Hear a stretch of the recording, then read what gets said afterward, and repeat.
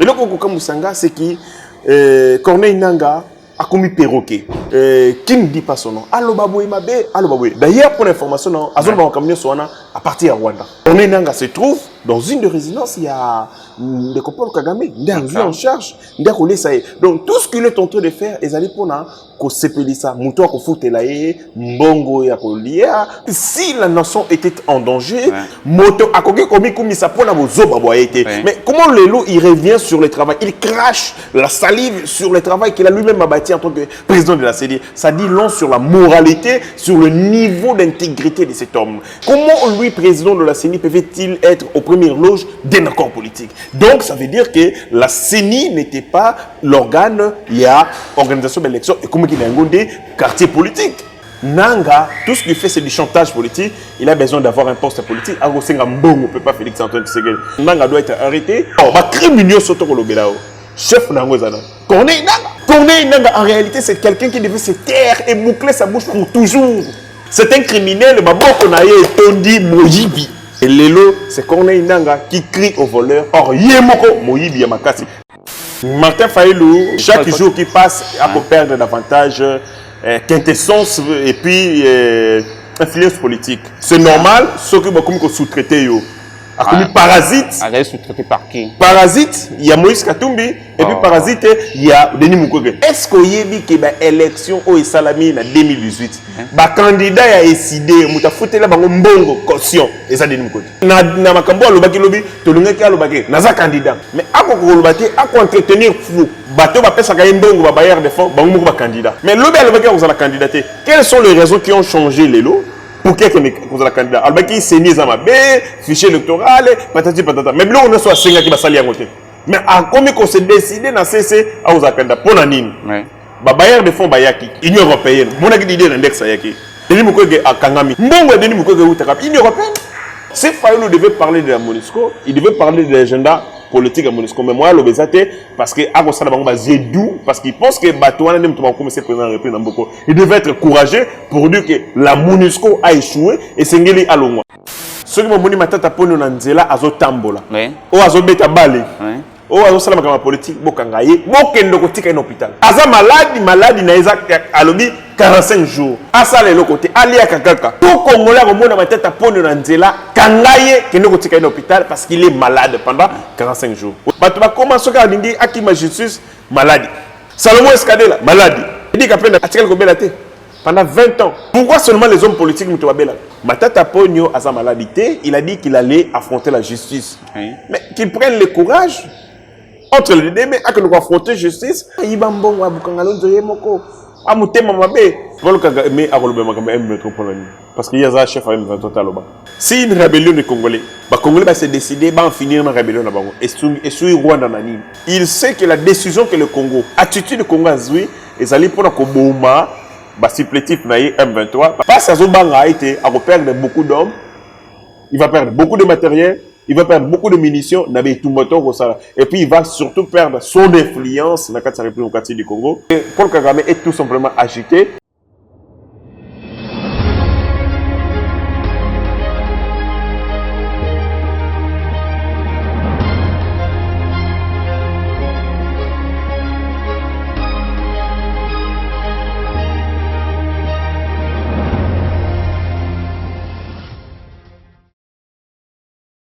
Yasika eye bana ya changu bazaya kosepela chambre froide ya Koloué ezwami na avenue Njoko numéro 73 na commune ya Kimbantseke quartier Mikondo référence Pont Mungurudiaka sur Petit Boulevard komi tungisa Mateo kota na kati nyonso ya sika tozali pe na groupe électrogène benga biso na plus 33 60 67 98 870 pe na plus 243 81 08 24 952 boyei malamu.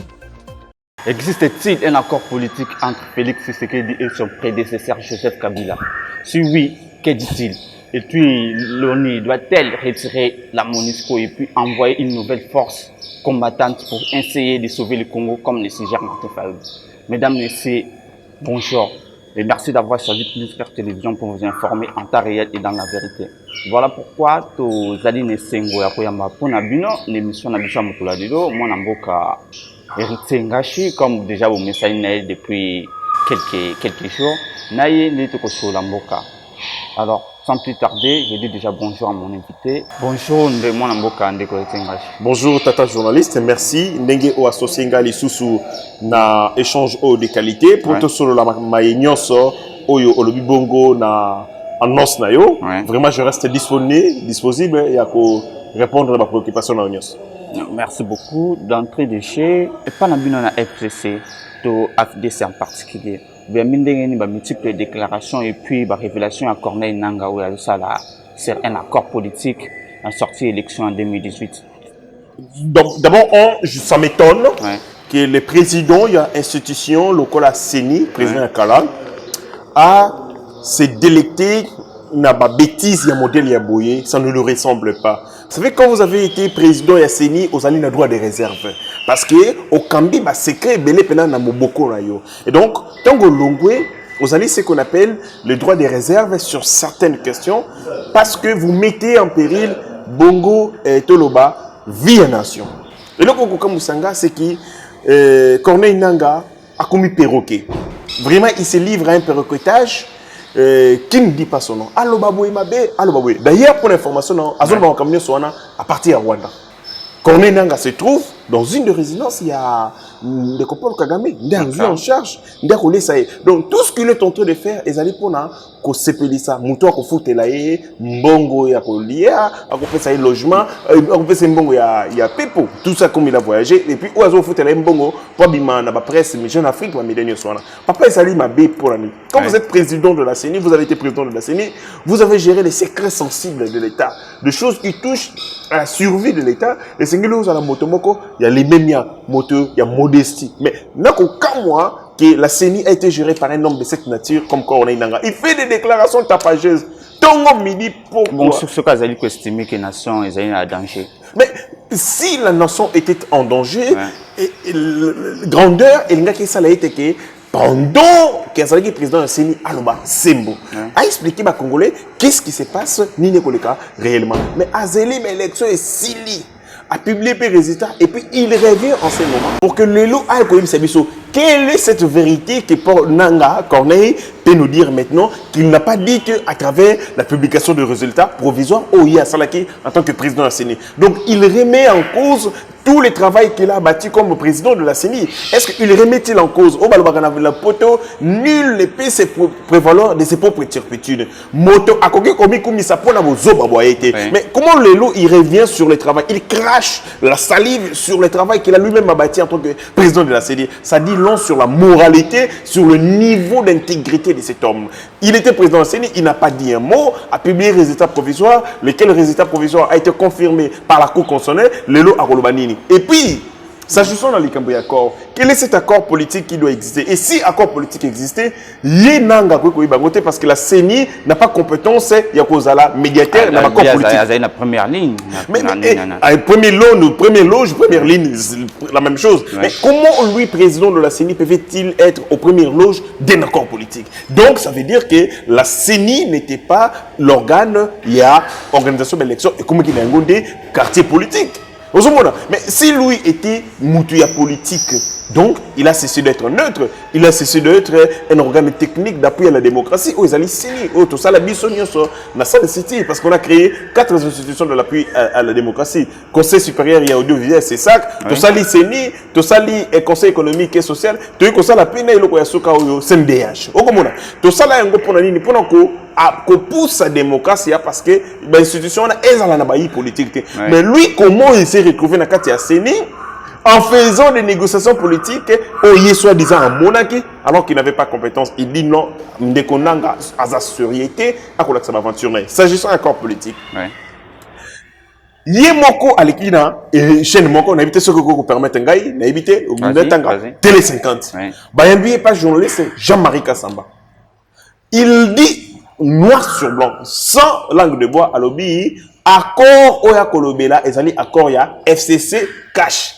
accord de gouvernance. Est-ce que tant que koloba yango devant Jean-Marie Kassamba donc vous avez accord il y a session à pouvoir te et encore session à pouvoir te alors bien moi nanga s'il s'agit d'un accord on a le accord de gouvernance entre les FCC. Il y avait le président Kabila qui avait une majorité, il y avait Félix, le président Félix qui n'avait pas une majorité. C'est un accord on a émis yango wana. Mais tant que koloba ngwa qui est mundu qui na mututé. Il avait la liberté. Et si quand on est la quantité, encore, devant la garde républicaine, il était seul dans un plateau avec. Il a quitté sa maison à Sokoli, à la type veste. À une émission, il était venu pour dire ce qu'il avait à dire. À l'objet, les Cambouis accord, on a la Colobéza accordé, il y a gouvernance, à part accord, on a accordé. C'est quoi? Qu'est-ce que de nouveau, on a qui n'a pas lu? Qu'est-ce qui manque? Ezaka na kati toni na libumunaï, ou a vidagité na kati émission. Donc, à l'objet, comme opposant. Mais à combien opposant il a toujours été. Il a été parce que Nanga véritablement a kamikaze. C'est un kamikaze. Au bien union soit comme ça la nini. À côté chantage dans le gouvernement, il y a Félix Antoine Tshisekedi, il y a Félix pour nommer ministre. Alors, comme ministre. Nanga, tout ce que Nanga cherche, va passer poste. Tout ce que Nanga cherche. Ah ouais, dans moins de 85 jours, on a fait ça. Mais Nanga on peut ça sous poste. Nanga, tout ce qu'il fait, c'est du chantage politique. Il a besoin d'avoir un poste politique. On ne peut pas Félix Antoine Tshisekedi. Mais les deux préoccupations, attends, mon côté, ça y est, le côté. Donc, tout ce qu'il va faire, il va continuer à vociférer. Les présidents républiques à accorder attention sur les moquettes. C'est de la comédie. Nanga nous montre que c'est un comédien, un aventurier politique. C'est quand pas Corneille, pas Kagame, il est en train de dire des choses. Nanga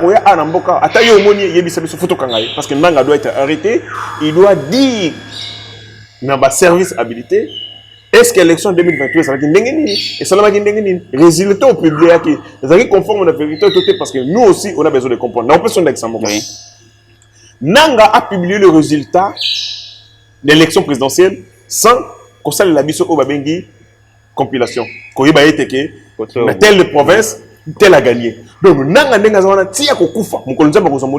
ne dira pas est-ce que Martin Fayulu n'a pas nous combien, n'a combien, n'a combien. Mais biso tout ça ma politique. Et c'est que la province telle, tout ça les scores à Malonga, tu as Malonga pour que la arithmétique politique tu as Malonga kani et reconcentrer ben fort na biso na telle province, tout na telle autre province. Parce que campagne électorale est la cible. Et c'est qu'on a manqué et qu'on sait que Maïli Makassi. Maintenant, est-ce que le président Félix Antoine Tshisekedi na Congo central a sorti combien? A publié ce qu'on a résultat en vrai. À l'époque, Bino APDC, vous allez allier na cash. Absolument. Mais encore, le chef de l'État lobby tout ça la union sacrée parce que na boyi makambo oyo ya kosonaka.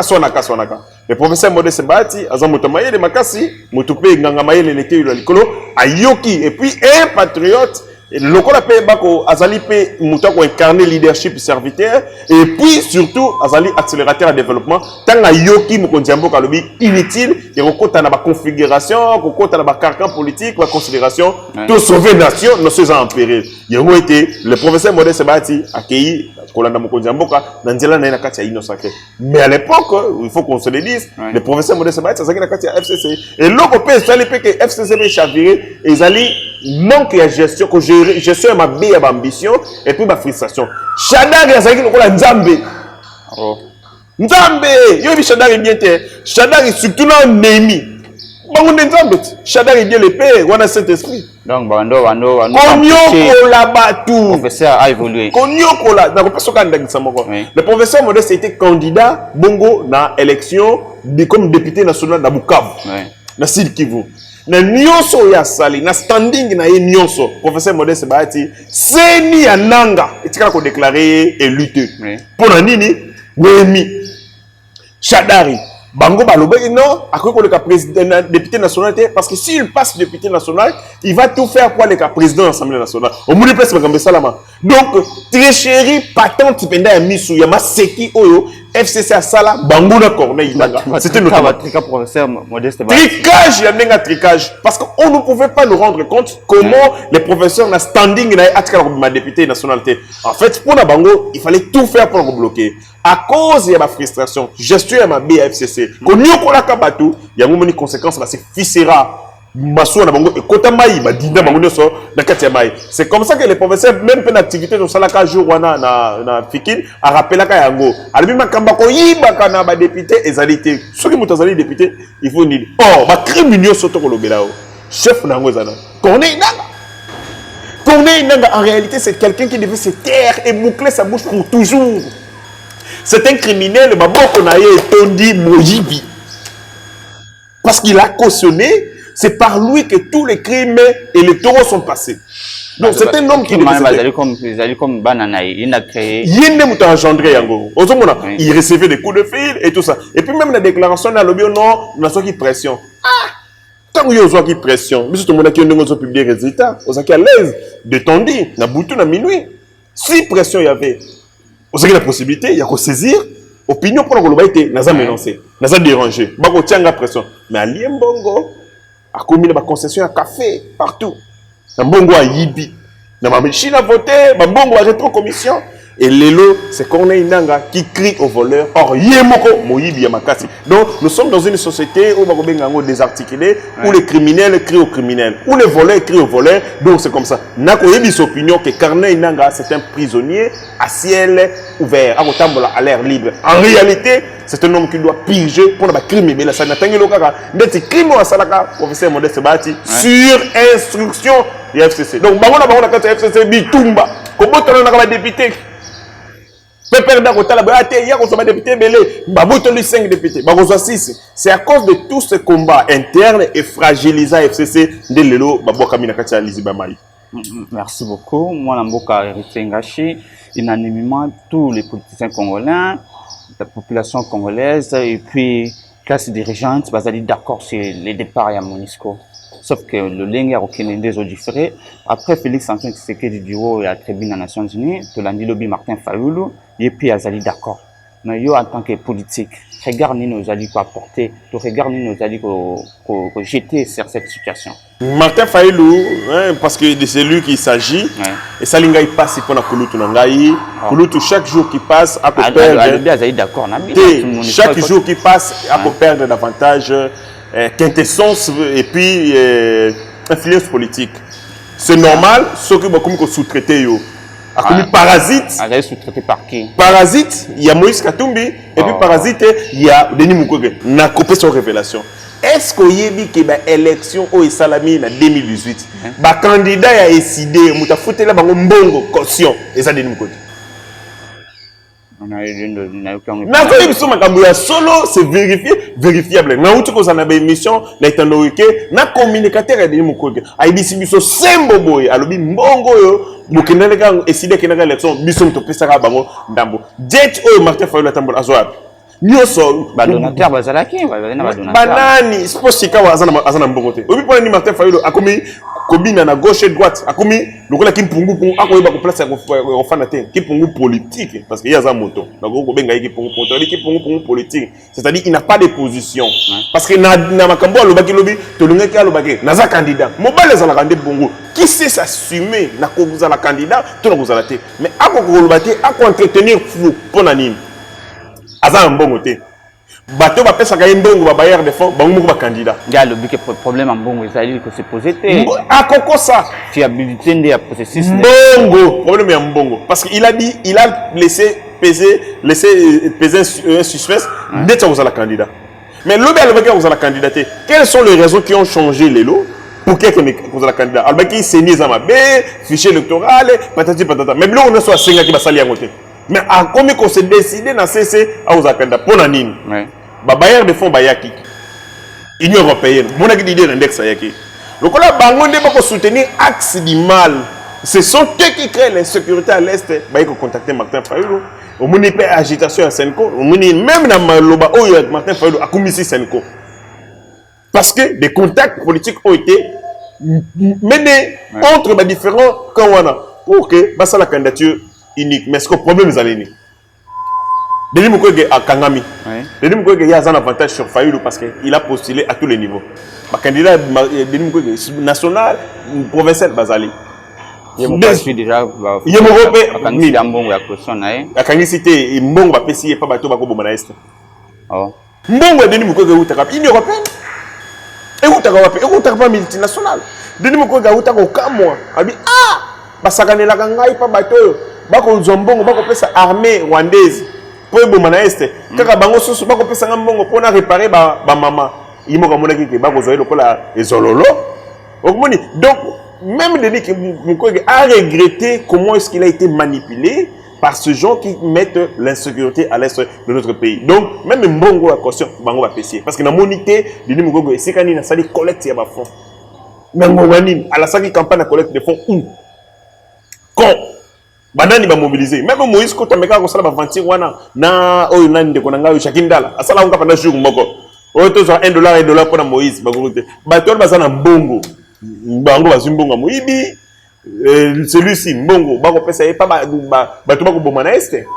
Bon baza lokola ndeti on utilise Denis Mukwege lokola moto yo ako nettoyer toilette basali salité bazimbongo ba pesi raclette kin na kisi balobi kinoko nettoyer ba salité biso to salé pour que ba me pesa bonne conscience pour voir mona salité na bango te bosoto ba ko sala. Donc sikawa Martin Fayulu nous attendions qu'il parle na makamboya na zungi na Fayulu qu'il parle ya. Est-ce qu'il sera candidat ou il ne le sera pas? Mais la configuration politique, moyen loba exaté, avec combattre Mme Kambouya, Monisco. Or, le gouvernement de la République s'est déjà prononcé. Pourquoi revenir sur ça? Parce que la question a déjà été vidée de sa substance. Les réponses ont été données. Le président de la République a lobby pour naïe. D'après plan arrêté, il faut 2024. Il faut débit à Bokendi Nabango en décembre 2021. Donc, le président de la République a déjà vidé la substance de cette question. Pourquoi Martin Fayulu devait revenir sur ça? Donc, il sait clairement que Azana et l'autre Azan Moto Ako Bomba, il ne sait pas sur quel pied danser. Azali, na confusion, à côté de trouble ni tour de Babel, il y a un combat sur une question à Monisco. Cette question a été déjà vidée. Le président le Azali craindre l'après Monisco, si Monisco a créé Tokosuka Ndengeni. Mais la Monisco est là, Tokosuka Ndengeni. La Monisco est là, il ne faut rien absolument. $1 milliard de boxeurs chancans. Ils ont beaucoup de gratuité d'enseignement. Avec $1 milliard, vous savez combien d'enfants vont les classes? Si vous doublez une bonne gratuité d'enseignement. Avec $1 milliard, vous savez combien d'entreprises Tokosala? Avec $1 milliard, vous savez combien de kilomètres de route Tokosala? Donc, bon, on a écofutama sur le dos des contribuables congolais pour la mission, il y a résultat sur terrain le côté. Monisco attend d'indiment qu'on a dans Bomati. Il y a que Monisco a capturé Banguna à Congo. Jamais. Mais Martin Fayulu a étalé ignorance naïe. Attends, Monisco est un accord et un siège signé en 1999 entre les gouvernements congolais et l'ONU. Pourquoi? C'est la mission d'observation parce que tout est signé accord de Lusaka. Quand on signé accord de Lusaka, nous avions beaucoup de camps protagonistes. C'est quand il fallait une structure et comme ça la médiation et observer le comportement et les différents camps. Nous sali monique mission d'observation. En 2010, tu as changé mandat na yango. Et la mission d'observation est comme une mission de maintien de la paix. Après l'accord, la résolution de ce pays, tu as fait une mission offensive et Bomaka et Bundaka. On l'a donné et les équipements, et les moyens militaires, et les connaissances pour que Bassala Moussala ait une mission offensive. C'est comme ça que Martin Kobler, qui était représentant et secrétaire général des Nations Unies entre 2012 et 2013, avait mis en place ce qu'on appelle une brigade spéciale. Moussala brigade spéciale, c'est comme Boma. C'est une unité d'élite. Donc, la MONUSCO a une mission claire. Le problème de la MONUSCO, ce n'est pas la mission qui lui manque, ce n'est pas les prérogatives qui lui manquent, parce que les prérogatives sont connues. Pas Boma, Bangouna et Congo. Mais ça, c'est là où se pose le problème. Il y a agenda politique, il y a MONUSCO. Donc, si Fayulu devait parler de la MONUSCO, il devait parler de l'agenda politique à MONUSCO. Mais moi, l'obésité, parce que à cause de ça, parce qu'ils pensent que Batouana n'aime pas commencer président de la République. Il devait être courageux pour dire que la MONUSCO a échoué et Sengeli a l'ongwa. Mais comme il fait les yeux doux à ces gens-là, à Golbanini, solution, Bakendete, Batikalaka, Kabangantama en Congo, va changer mon mission. Ce qui va changer mon mission, parce qu'ils avaient déjà la mission de tuer. Ils avaient la mission offensive. Ils avaient un mandat offensif. Il y a un bateau qui va déranger sécurité. Attends, Ndindimo qu'on a bombarder. Mais MONUSCO, c'est bon, Congolais. Parce que tout simplement, ils n'ont manifesté. Ils ont tué les Congolais parce qu'ils ont beaucoup de communautés en Ouganda. Plusieurs fois cité. Na ba biloko ba minerai ba viol ya basi ko ba ko te na zana vidéo moko totalaka awa MONUSCO soldat MONUSCO ako bimana kati mwasi na kati mutuka na boulevard et puis on filme à partir ya immeuble ba image moko soni ya MONUSCO. Donc image ya MONUSCO rendement na ye ezali médiocre. Congolais nion soit l'Ingimboka, la même chose que le professeur Modeste Bati, la même chose que le président de la République, la même chose que les institutions. MONUSCO et Kende. Mais quand vous voyez un Congolais, avec complaisance, Théazala, mais va changer de mission, ils allaient le Kouta, ils allaient tout simplement pour flatter ces gens-là, ils allaient vraiment résilience, ils allaient beauté qui vont moto pour s'appeler Sabatou. Ce n'est pas intéressant. Oui, MONUSCO il faut Kende, mais entre la MONUSCO la force régionale ya EAC oyo yepé azali ko sala eloko moko te nandi fois kinde liboso entre MONUSCO fois kinde liboso parce que MONUSCO a umeli awa na biso ko tcha bana 1999 rendement na ye salami le côté bazana équipement ya malonga bazali en termes d'importance c'est la mission l'une des missions les plus importantes ya ONU bandé mandat en 1945 20 000 hommes mobilisés ba équipe ko lobate ba pays baza à peu près 14 pays batinda ba contingent na bangwa Bangladesh, Népal, patati, Tanzanie, donc, en termes d'importance, en termes d'effectifs, en termes de moyens, Bazali très bien équipé, Bazali moyen belé. Ce que vous ressentez de l'autre côté, c'est que Bazali effectivement médiocre ou c'est parce qu'ils ont un agenda politique. Donc, les premiers à quitter ces sols, c'est d'abord les éléments de la MONUSCO Fobalongwa et assez total ici. Félix Semoka albayi pona EAC que bango pe bazali ko prater puis bango bazali ko habiter na bango na M23. Absolument, mais Esengeli va renouveler bango quand même 3 mois. Mais Esengeli, mais 3 mois c'est ça les plans. C'était ça les décisions parce que les gens pensent non encore ma question de toi tout le ramène EAC confondant libéla non bazana mandat prorogeable tous les 3 mois. Et c'est ce que nous avons fait parce que nous ne pouvons pas déclencher le mécanisme il y a départ, il y a ma mission au même moment, nous aurons un problème, il y a vérification même, il y a effectivité en gros. Il faut qu'on s'aille en gros de manière progressive, qu'on s'aille en gros au cas par cas parce que la MONUSCO n'est pas l'EAC, le mandat de l'EAC n'est pas celui de la MONUSCO, ma terme autoyokana donc contingent à contingent et ils allaient soumis à la règle pour la MONUSCO le gars tolobi en décembre tout ça là yango dans l'entretemps tant qu'on préparer pour Bokendia je pense que mandat EAC va saler à 3 mois à Souka parce qu'après ça on se mandat soutien ko bossa na président burundais Ndayishimiye ya ibisa biso ke ba ko kenda ka team ko biso to ko ka mapinga de force ya ko sécuriser ezali point de vue na ye Ndayishimiye za président ya Congo te il est ezali moko ya président ya EAC il n'est pas le président de la République démocratique du Congo aucune force étrangère peut rester sur notre territoire contre notre volonté. Ceux qui basali contre notre volonté, bah commis bah rebelle. 3 6000 bon 23. Donc et vous avez à côté national et SNL la bomi parce que je serai dans la légitimité à ça là. Aucune force ne peut rester ici. Ce que mon MONUSCO bah ya to signer un accord de siège 1999. Ils sont pas venus bah outina parachute ba koité. Bisonde to linga yango.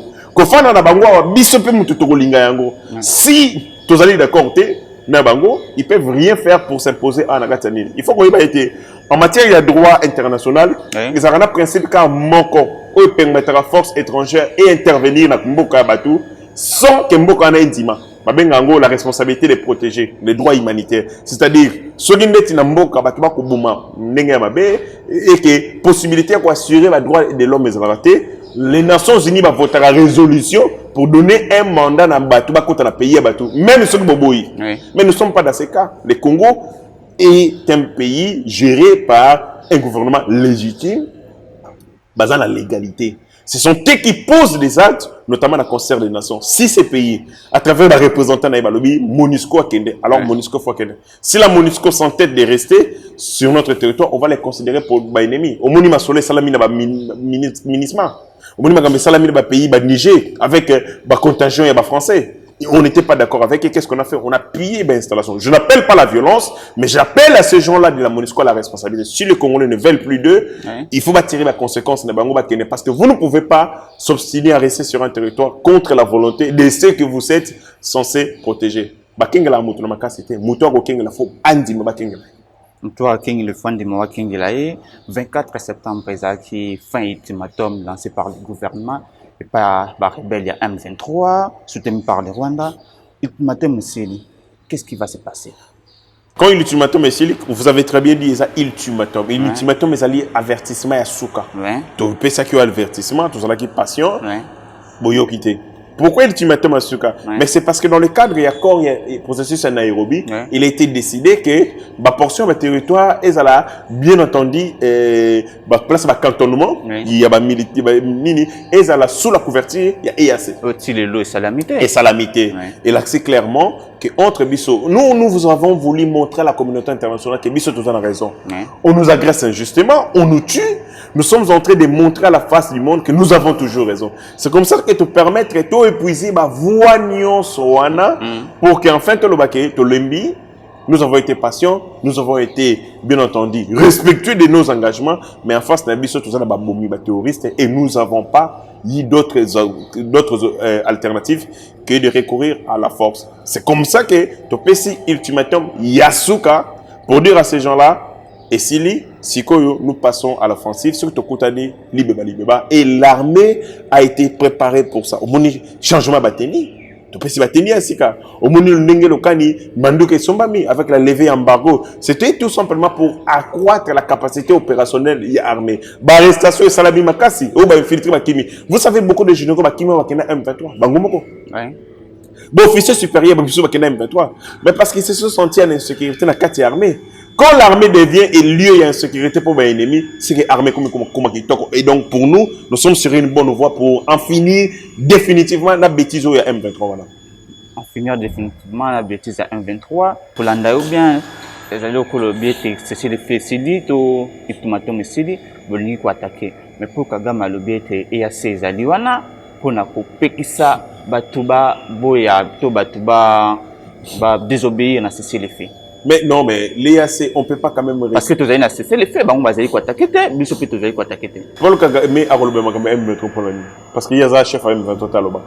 Alors M23... pour une force ressource régionale, Paul Kagame a M23 et Zali, rébellion et Congolais. Donc, si une rébellion de Congolais, les Congolais va se décider de finir une rébellion là-bas. Et sur Rwanda, pourquoi va-t-il se prononcer?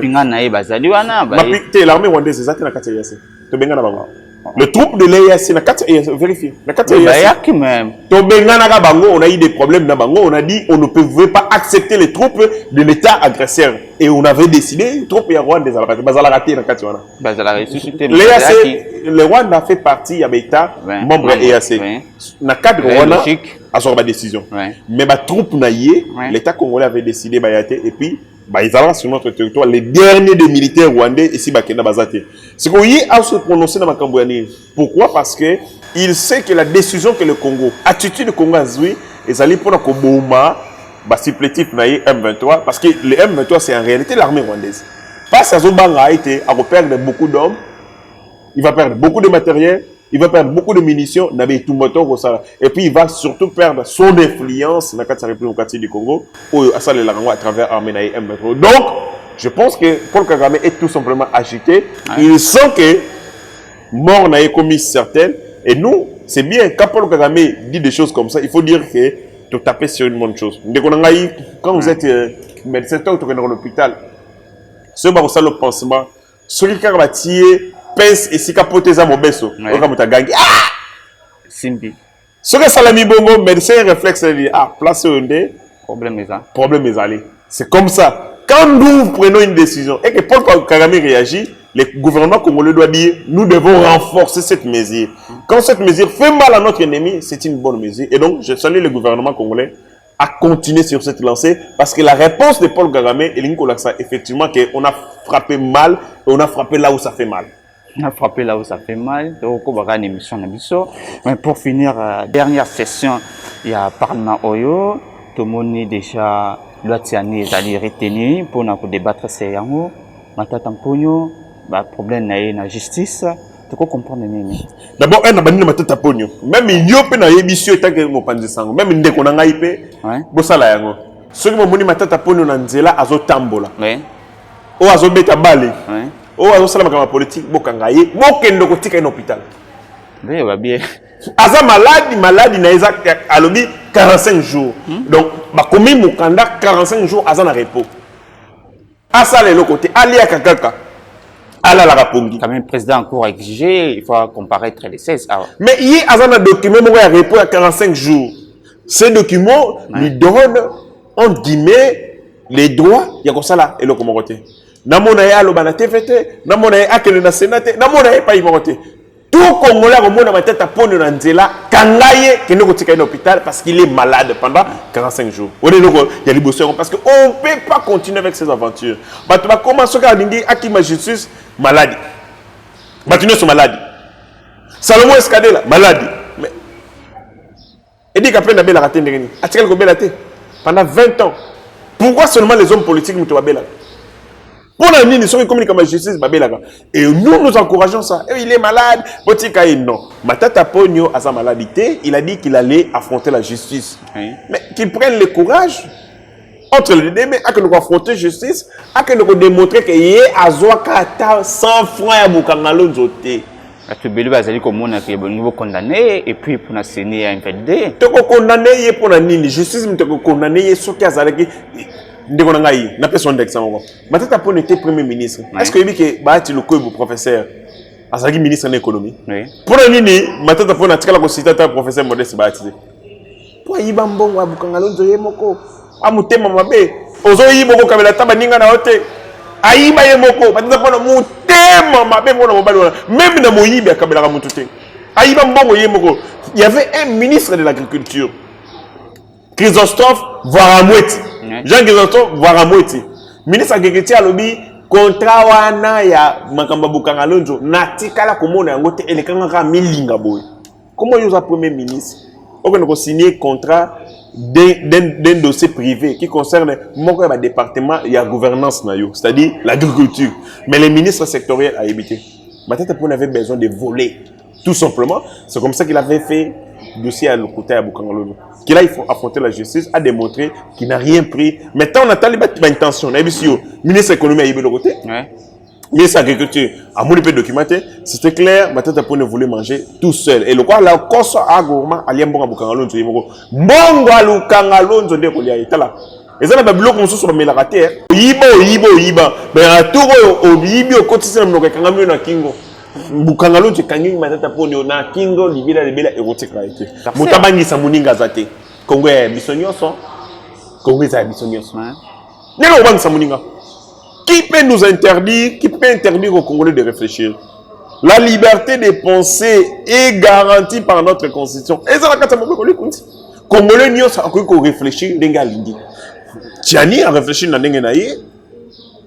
Asilisi le roi a député, il a porté yango, va déposer yango. Et sa démocratie. Ceux qui sont contre cette proposition de loi, affûter ba arme na bango pour que nous démontrer la représentation nationale que Mobé Kouane Zali Mabé, Mobé Kouane ko diviser, que Mobé Kouane ko manango développement. Comme ça, la représentation nationale est qu'on s'est décidé sur est-ce qu'il faut laisser cette loi en pâture ou essayer qu'on vote. Donc, il faut laisser les prérogatives de la représentation nationale en lieu place. Il y a ça la bongo de la démocratie. La démocratie, c'est aussi ça. Liberté de penser, liberté d'expression. Les gens doivent réfléchir et réfléchir comme ils veulent. Donc, tu vas se sentir visé par cette loi, par cette proposition de loi. Il faut que les Congolais des pères et des mères, Vous avez visé ndengeni. Ngai na vous avez visé ndengeni. Ndekonanga vous avez visé ndengeni. Professeur Modeste Bacha vous avez visé ndengeni. Moto a qu'on se sentir visé dans la loi, c'est qu'il a les nationalités de thèse. Zambien, Zambienne, Kotoyo, Israélite, Kotoyo, Tanzanienne.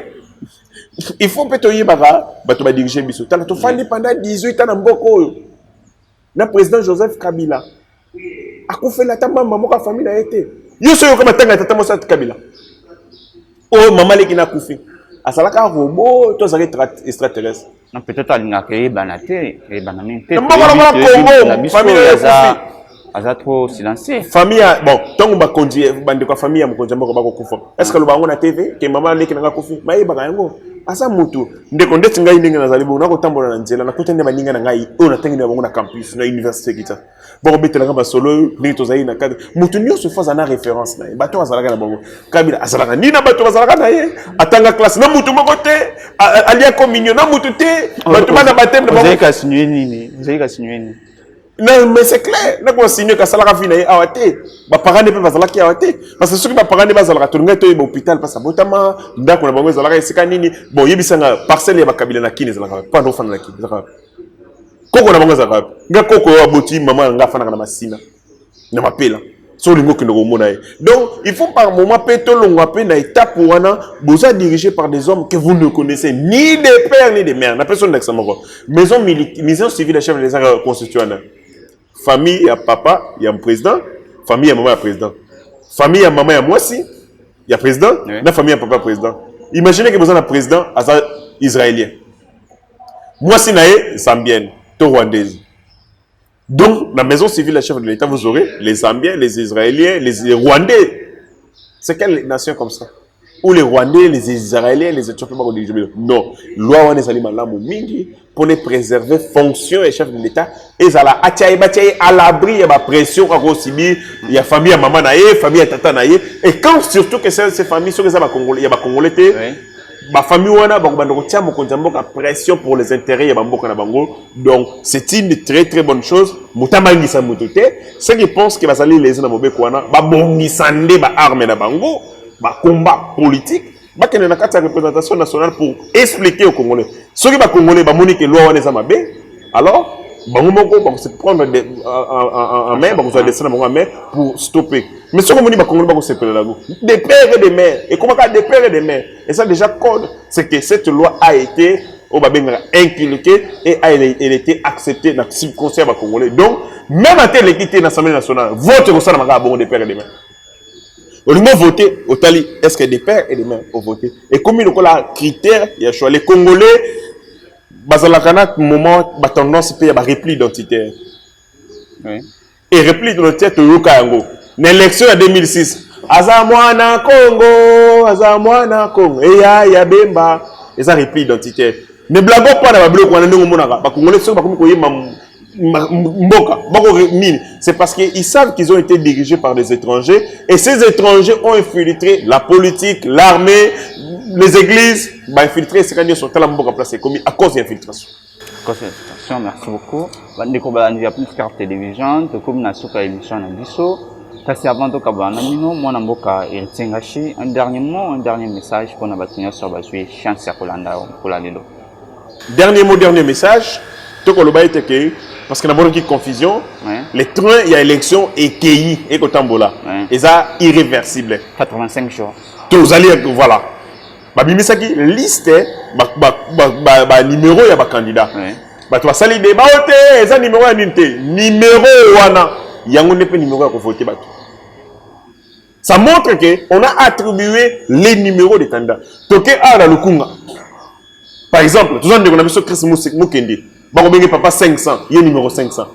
Ok, na Bukavu, par exemple, le professeur Modeste Bahati, 157 comme candidat député national à Bukavu. Ok, awa na Tchangu, toujours dans le Patrick Makanga, 665. Patrick Makanga, 665. Voilà, nous sommes a député national.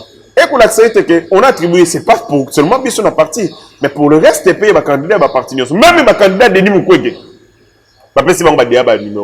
Donc, les trains et élections, ils allaient irréversibles. Mouton ko kanisa ke ya zanzambe likolo na yende Congo et ko telema que l'élection ko telema a commis kosa Et puis cette personne n'a pas botamité ou un seul individu peut arrêter un processus électoral. Etienne Tshisekedi, grand qu'il était, à boire au l'élection en 2006, les élections ont eu lieu. Et donc, Moutounio soit boy dans l'élection, matalié. N'a pas mona souka Martin Fayulu ka yango n'enga boy kokende l'élection en 2023. Et ça peine la fin politique et il va regretter cette décision pour toujours. Merci beaucoup. Merci, mon Ambouka Ritsengachi, d'avoir répondu à notre invitation.